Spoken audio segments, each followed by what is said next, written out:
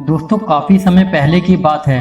प्रतापगढ़ नाम का एक राज्य था। वहाँ का राजा बहुत अच्छा था, मगर राजा को एक सुख नहीं था।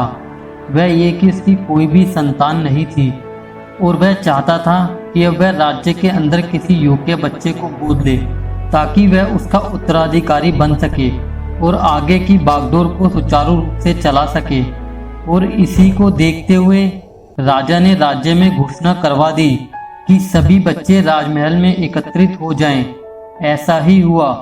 राजा ने सभी बच्चों को पौधे लगाने के लिए भिन्न भिन्न प्रकार के बीज दिए और कहा कि अब हम 6 महीने बाद मिलेंगे और देखेंगे किसका पौधा सबसे अच्छा होगा।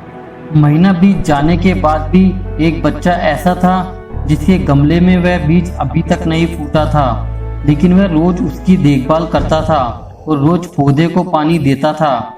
देखते ही देखते 3 महीने बीत गए। बच्चा परेशान हो गया। तभी उसकी माँ ने कहा कि बेटा धैर्य रखो, कुछ बीजों को फलने में ज्यादा वक्त लगता है। और वह पौधे को सींचता रहा। 6 महीने हो गए। राजा के पास जाने का समय आ चुका था, लेकिन वह डरा हुआ था कि सभी बच्चों के गमले में तो पौधे होंगे और उसका गमला खाली होगा। लेकिन वह बच्चा ईमानदार था और सारे बच्चे राजमहल में आ चुके थे। कुछ बच्चे जोश से भरे हुए थे क्योंकि उनके अंदर राज्य का उत्तराधिकारी बनने की प्रबल लालसा थी।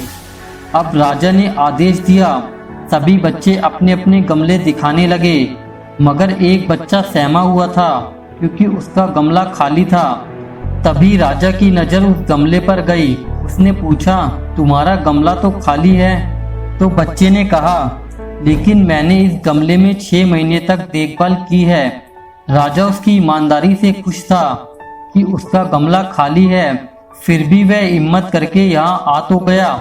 सभी बच्चों के गमले देखने के बाद राजा ने उस बच्चे को सभी के सामने बुलाया। बच्चा सहम गया और राजा ने वह गमला सभी को दिखाया।